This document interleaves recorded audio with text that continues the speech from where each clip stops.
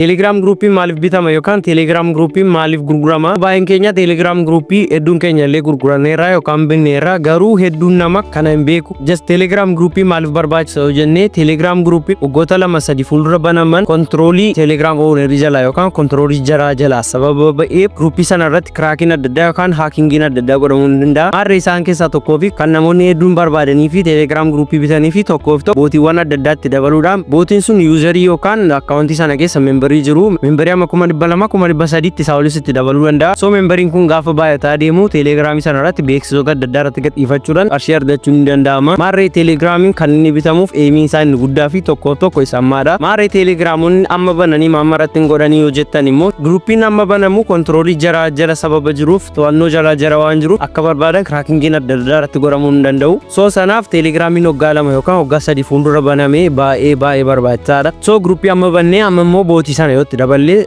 completely channel sana illee ban gochuu danda'a. Akkasumas akkaawuntii yookaan akkaawuntii useriin sun fayyadamu completely ban gochuu danda'a.